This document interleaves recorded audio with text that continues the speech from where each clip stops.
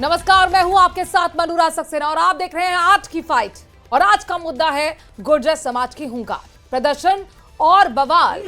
भरतपुर के पीलूपुरा में गुर्जर महापंचायत का आयोजन किया गया था। महापंचायत के समाप्त करने के ऐलान से नाराज बड़ी संख्या में समाज के लोगों ने रेलवे ट्रैक पर जमकर प्रदर्शन किया। समाज के लोगों ने रेल रोक डाली और पटरियों पर उतरकर प्रदर्शन किया।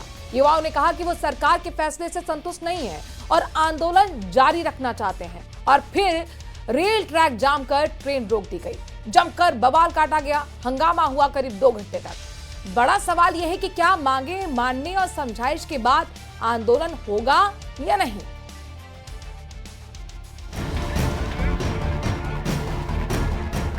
गुर्जर आरक्षण की मांग पर उग्र आंदोलन।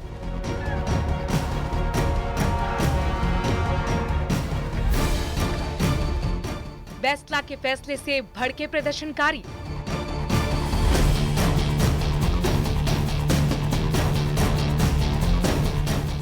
पहली बार महापंचायत का फरमान नामंजूर।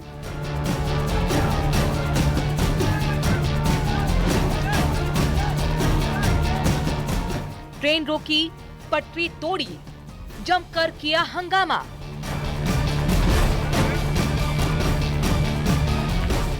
गुर्जर समाज की हुंकार, प्रदर्शन और बवाल।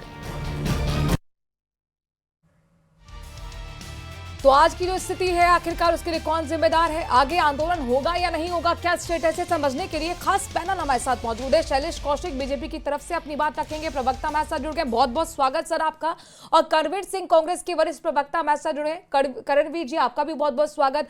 वरिष्ठ पत्रकार आशुतोष रावत जुड़ गए हैं, स्वागत आपका सर। मुकेश कसाना गुर्जर नेता के तौर पर अपनी बात रखेंगे। और शुरुआत मुकेश जी, स्वागत आपसे ही। अब क्या मानूं, ऑल सेट, सब कुछ ठीक है, अब आप लोगों की एक राय है या फिर अलग अलग राय है, क्या तय किया आपने?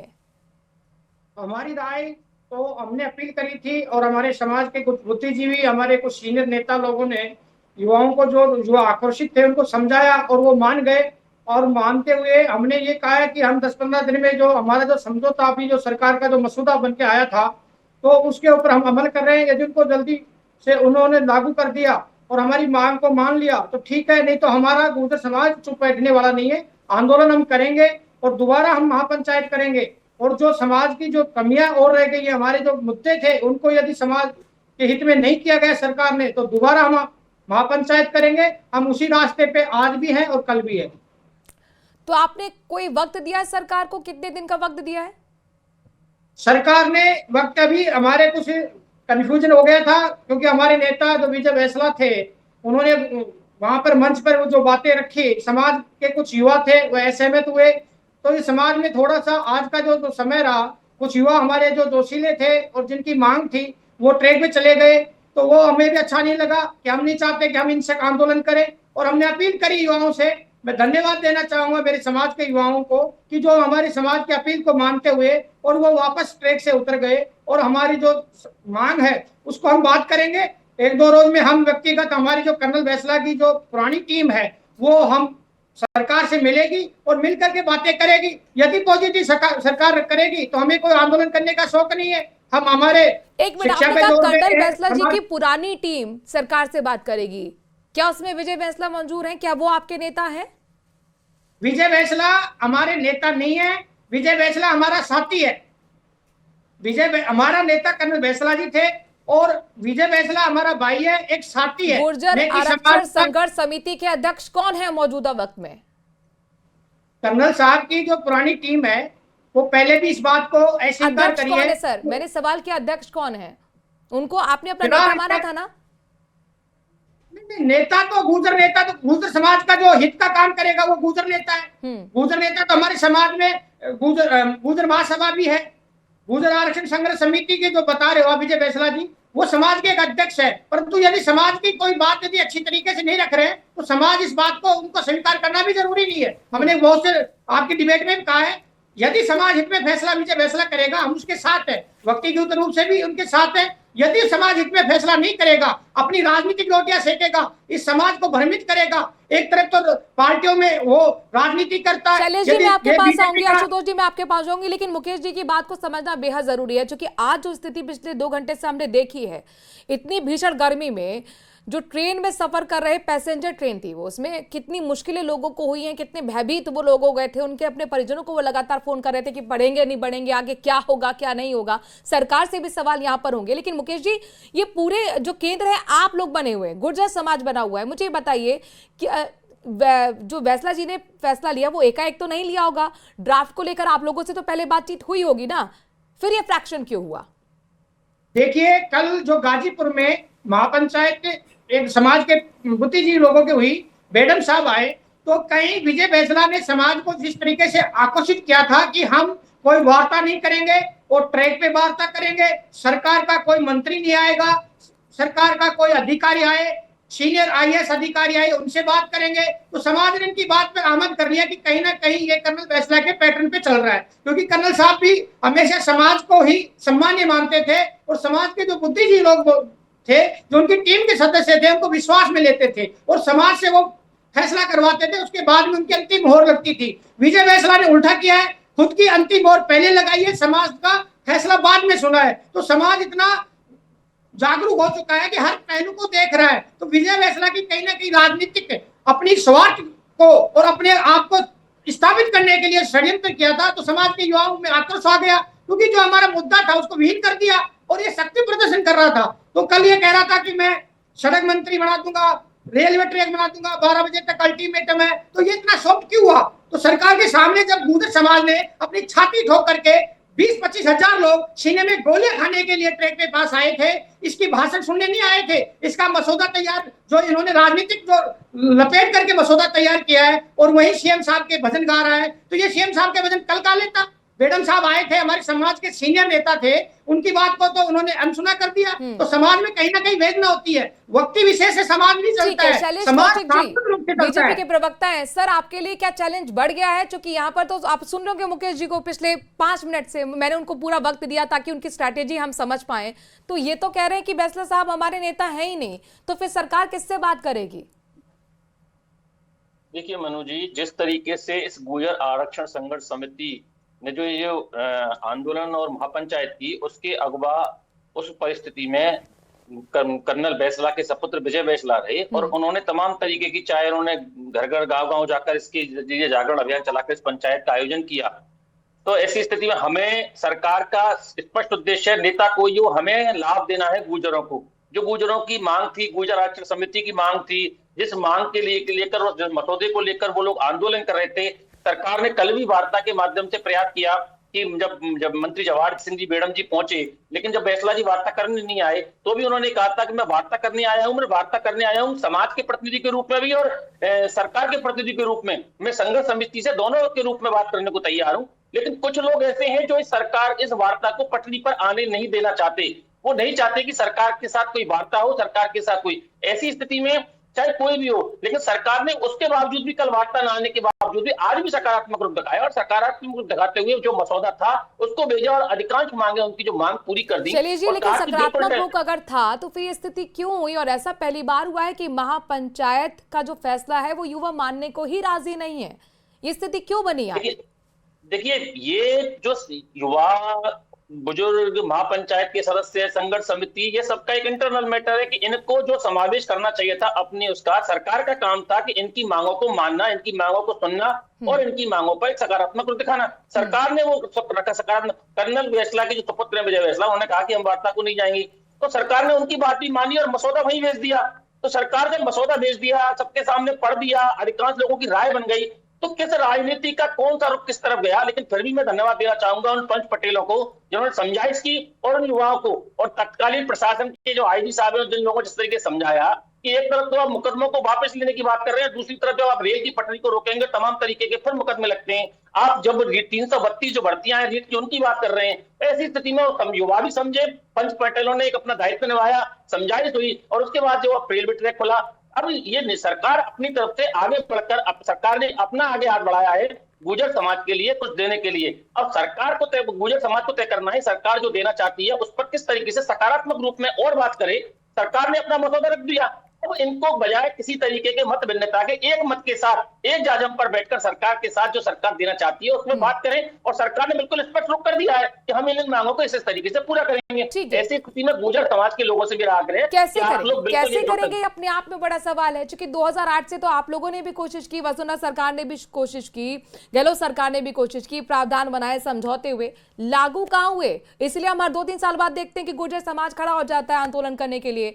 वरिष्ठ पत्रकार भी आशुतोष जी मुझे बताइए, अब यह आंदोलन को आप किस तरीके से देख रहे हैं? और जो आज ये स्थिति बनी है, जो आम लोगों को परेशानी हुई है, पैसेंजर्स को परेशानी हुई है, मुंबई और दिल्ली ट्रैक इतना महत्वपूर्ण है, 2 घंटे तक ये जाम रहा है, आखिरकार इसके लिए कौन जिम्मेदार है? देखिए मनोज जी, पहले जो आपका सवाल था कि जो ट्रेन रोकी गई, जो पूरा रास्ता रोका गया, जिसकी वजह से हजारों लोग तो उस पैसेंजर ट्रेन में सवार थे, जो वहां पर खड़े रहे, धूप में खड़े रहे, बिना पानी के खड़े रहे, तेज गर्मी में खड़े रहे, और उसके साथ में कई ट्रेनों का आवागमन भी प्रभावित हुआ। कुछ ट्रेनों को कोटा रोका गया, कुछ को सवाई माधोपुर रोका गया, तो तमाम लोगों को परेशानी हुई। निश्चित तौर पर बहुत खराब महसूस होता है जब आम जनता को दिक्कत होती है। दूसरी पर रही बात इस आंदोलन की भविष्य का क्या है, तो देखिए मुझे मैं आप दोपहर में भी चर्चा करते समय कह रहा था कि सरकार जो अपने स्तर पर कर सकती है उन तमाम चीजों के लिए पहले बार में कल से ही इस चीज के लिए तैयार थी कि हाँ, आप वार्ता की टेबल पर आइए, हम आपकी सारी बातें सुनेंगे, मानेंगे, और जो सरकार कर सकती है वो करेगी। सरकार की तरफ से जवाहर सिंह बेढ़म ने साहब कल से बहुत ज्यादा इंटरेक्ट कर रहे थे, क्योंकि वो समाज से भी आते हैं और सरकार में भी शामिल है। ऐसे में अभी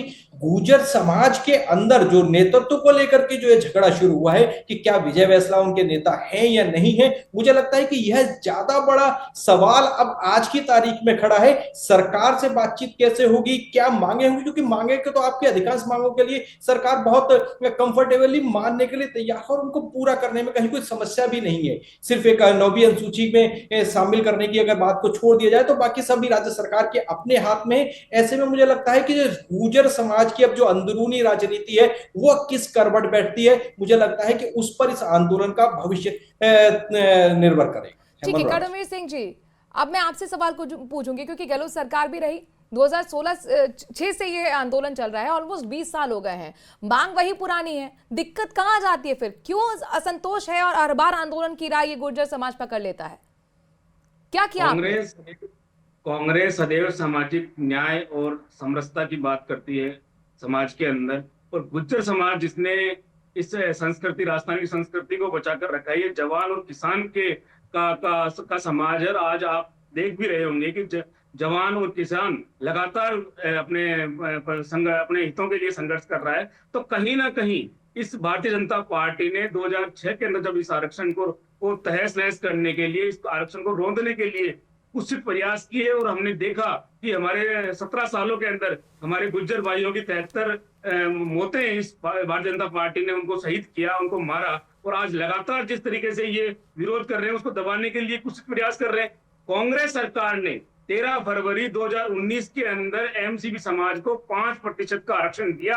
ये कोई हवाबाजी नहीं थी, कांग्रेस ने उनके लिए काम किया, और कांग्रेस ने ही एमसीबी को और बैकलॉग भर्तियों को और मुकदमों की वापसी लेने की बात को माना, और पार्टी ने, सरकार ने दरवाजे खोलकर इस समाज का, इस संगठन का, इस पंचायत का स्वागत किया अपने कैबिनेट के अंदर। और गुर्जर समाज तो कहता है कि आपने हमारी सारी मांगे नहीं मानी, एक भी लागू नहीं हुआ।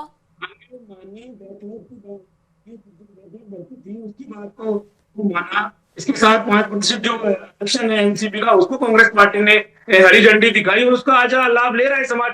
अब जो कुछ जायज मांगे हैं, पिछले 17 महीनों से लगातार आप देख रहे हैं कि जो कर्नल बैसला जी है, उनकी बात को मैडम जी सुनने के लिए तैयार नहीं है, उनके मुख्यमंत्री सुनने के लिए तैयार नहीं है। तो आज ये गुर्जर समाज जानना चाहता है कि ऐसा कौन सा डायलॉग बैसला जी के साथ सरकार ने किया है कि वो हाथों हाथ तैयार हो गए। उन्होंने तो कहा था एक छोटी सी चिट्ठी जो समाज के बीच में आएगी, समाज के बीच पड़ी जाएगी, उसके ऊपर सौदेबाजी होगी और उसके ऊपर सरकार से बातचीत होगी। तो जिस तरह की जो बातचीत के अंदर जो अंतराल आया है, उसको लेकर समाज आक्रोशित हुआ है। और ये देखिए, बीजेपी सरकार क्या करना चाह रही है, ये मैं उनसे सवाल करूंगी। मेरा आपसे सवाल था कि आपने क्या किया, आपने संघर्ष क्या से किया जुड़े- गुर्जर समाज के लिए? अगर आप ये कह रहे हैं कि जायज मांगे हैं तो फिर अब तक पूरी क्यों नहीं हुई? क्यों इन्हें एक बार फिर आंदोलन की राह पकड़नी पड़ी? कांग्रेस ने 2020 के अंदर जो आंदोलन हुआ था उसके अंदर वार्ता की, उन मांगों को माना। 2020 के अंदर हमने 222 एमसीबी की जो नियुक्तियां हैं उनको माना। रिट के अंदर जो 2018 की 372 जो नियुक्तियां हैं उनके लिए स्वीकार किया कांग्रेस ने। तो कांग्रेस तो लगातार काम कर रही है। वही तो आंदोलन कर रहे थे, उन्हीं युवाओं ने तो ट्रेन रोकी। आप कह रहे हैं कि आपने कहाँ कर दी भर्ती? बताइए शैलेश जी, वो कह रहे हैं हमने तो सारी मांगे पूरी की, फिर ये युवा क्यों आके बैठ गए? बताइए जरा।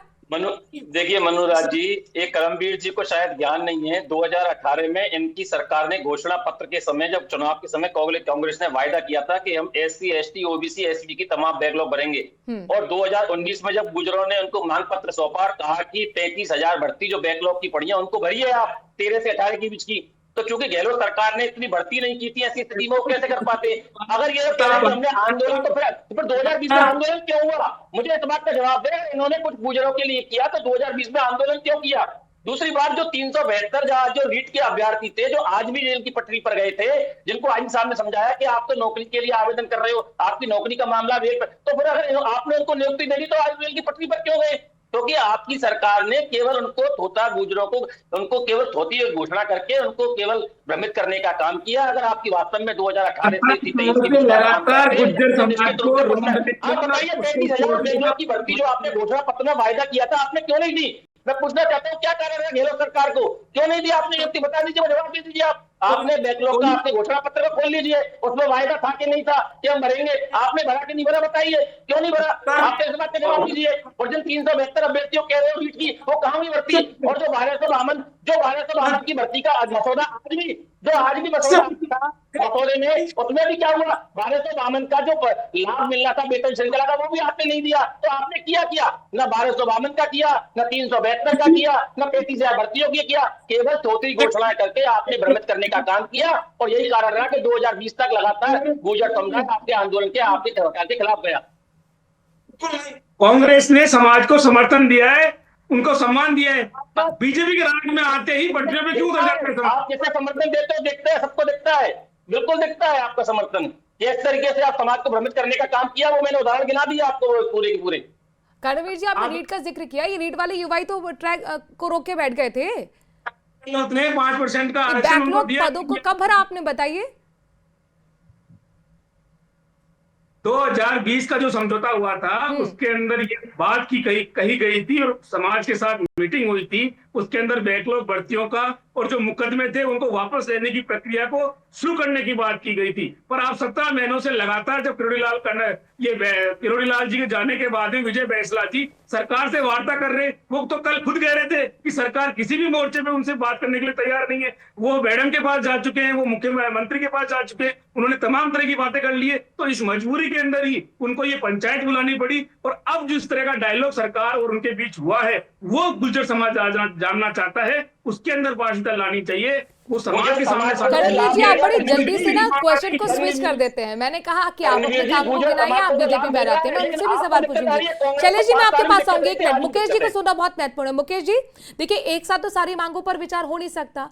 ये 7 सूत्री जो ड्राफ्ट था, आप लोगों के बारे में भी जानकारी थी, तो एकाएक आके तो बैंसला साहब ने पढ़ नहीं दिया होगा, पहले समाज के लोगों से बातचीत की होगी, तो फिर आपको उन पर विश्वास क्यों नहीं है? देखिए, मैं अभी भी कह रहा हूँ, समाज में फूट नहीं है, समाज में अभी भी एकता है। विजय भाई भी हमारे समाज का नेता है, मैं बार बार ये कह रहा हूँ। परंतु विजय बैंसला ने समाज के जो युवा थे, जो 3 महीने से संघर्ष कर रहे थे, जो आंदोलन कर रहे थे सिकंदरा के शहीद स्थल पर, उन लोगों को, युवाओं को जो नौकरी की लड़ाई लड़ रहे हैं, उनको विश्वास में नहीं लिया। और समाज के जो बुद्धिजीवी लोग थे, उनको जब ये कहा गया कि हम आंदोलन निश्चित करेंगे और जब तक कोई बात हम नहीं मानेंगे, ट्रैक पे ही बात करेंगे, तो समाज को जिस तरीके से बुलाने का जो उन्होंने न्योता दिया था, उस न्योते में कहीं ना कहीं इनकी राजनीतिक, खुद की स्वार्थ की जो राजनीति थी, वो कहीं ना कहीं समाज को दर्शाई गई। और दर्शाने के बाद में समाज एकदम से भड़क गया और यूथ के अंदर एकदम से आक्रोश फैल गया। किस तरह के राजनीतिक स्वार्थ की आप बात कर रहे हैं? कौन सा राजनीतिक स्वार्थ छिपा हुआ है बैंसला साहब का? राजनीतिक स्वार्थ ये है कि समाज की ताकत दिखा करके राजनीतिक, भारतीय जनता पार्टी के हमारे साथी कर इनको टिकट दिया गया, उपचुनाव में इनका टिकट काटा गया और इनको बोर्ड का लोभ दिया गया, तो कहीं ना कहीं ये बीजेपी के कहीं ना कहीं फैक्ट्री में काम कर रहा था। तो समाज इस बात को समझ गया था कि ये कल क्या भाषा बोल रहा था, कहीं ना कहीं इनकी भाषा में कहीं ना कहीं डाउट हुआ, तो ये समाज का युवा भड़का है। इसलिए समाज एक है, समाज की एकता अभी भी एक है। समाज के मुद्दे जब तक पूरे नहीं होंगे, समाज में अभी भी कह रहा हूं वो ही आंदोलन करेगा। समाज की एकता एक ही रहेगी और समाज के बुद्धिजीवी लोगों के कहने पर मेरे युवा साथी मानेंगे नहीं माने। मुकेश जी, क्या मैं समाज मानूं, हमारे आंदोलन सभी जारी लोग है हैं। या स्थगित हो चुका है? क्योंकि महापंचायत को खत्म करने का ऐलान तो विजय बांसला की तरफ से हो गया है। अभी हमने आंदोलन टेम्परेरी स्थित कर दिया है। दोबारा हमारे जो पुराने साथी लोग हैं उनसे बैठ के बात करेंगे और जो समाज में आज जो बिखराव देखने को मिला है, ये बिखराव दोबारा नहीं होगा। ये एक व्यक्ति विशेष के कारण बिखराव हुआ है, उसको हम समाधान कर लेंगे बैठ तो करके। 7 सूत्री ड्राफ्ट जो सरकार की तरफ से दिया गया है उस पर आपकी हामी है? 7 सूत्री में कांग्रेस रही हो, बीजेपी रही हो, एक नागनाथ एक सापनाथ, ये समाज के साथ धोखा करती आई है। परंतु समाज जो है अब बहुत कुछ जागरूक हो गया है, समझ चुका है। इन सरकारों ने जो हमें लॉलीपॉप देती रही है, वोट पे जब लेने की बात आती है तो एक अपने घोषणा पत्रों में ऐसे ऐसे वादे करती है, फिर जब उस घोषणा पत्र को हम अमल करने के लिए बोलते हैं तो सरकारों के कानों पे जू नहीं रखती है। शैलेश जी, बीजेपी और कांग्रेस एक सिक्के के दोनों पहलू हैं। दोनों ने समाज के लोगों को भ्रमित करने का काम ही किया है, इसीलिए विश्वास खो दिया गया है, ये कह रहे हैं मुकेश जी। जी जी, देखिए तो मैं इनसे कहना चाहूंगा कि समाज को जो आप वादा करते हो चुनाव के टाइम में, उसके ऊपर आप खरे उतरिए। ठीक है, समाज तो आप ये बताइए, जो ड्राफ्ट दिया गया है सरकार की तरफ से 7 सूत्री, उस पर भी विश्वास आपने जता दिया ना? अभी विश्वास कहां, जब तक अमल नहीं होगा तब तक विश्वास नहीं करेंगे। हमारे हाथ में जो 372 है, 1252 का नियमितीकरण है, वो सारी चीजें जो हमारे जो शहीद हुए हैं उनको नौकरी का मामला है, वो सारी चीजें हमारे हाथ में नहीं आएंगी तो हम विश्वास नहीं करेंगे। कब तक हम इनके छल का, इनके कपट का शिकार होते होंगे, इनके धोखे का शिकार विश्वास करेंगे तभी तो चीजें आगे बढ़ेंगी। ये बताइए कैसे एकदम लागू हो जाएंगे? प्रोसीजर तो आप गुर्जर देता है, आपको प्रोसीजर तो पता होगा ना सर। एक साथ सारी मांगे नहीं मानी जा सकती ना। बेगम साहब से हम खुद मिलके आए, डेलीगेशन गया था हमारा, और बेगम साहब ने हमको आश्वस्त ठीक है। किया था। चलिए जी, कैसे करेंगे? मांगे तो वही पुरानी है, लेकिन अटक जाता है मामला कोर्ट में जाकर, कैसे करेंगे पूरा मुझे बताइए। और कोर्ट तो ये भी कह चुका है कि 9वीं जो अनुसूची है उसको चैलेंज भी किया जा सकता है। देखिए मनोराज जी, मेरा आपसे सवाल है, शैलेश जी से मेरा सवाल है। सरकारों ने पहले का निकाला है, सरकारों ने 50% के ऊपर भी हमें आरक्षण दिया है, तो ये लीगल मुकेश जी एक मिनट, मुझे शैलेश जी से सवाल है। शैलेश जी, अब आपके गेंद पाले में है और आपकी सरकार से उम्मीद है, कैसे आप ये पूरी मांगे करेंगे, जरा बताइए।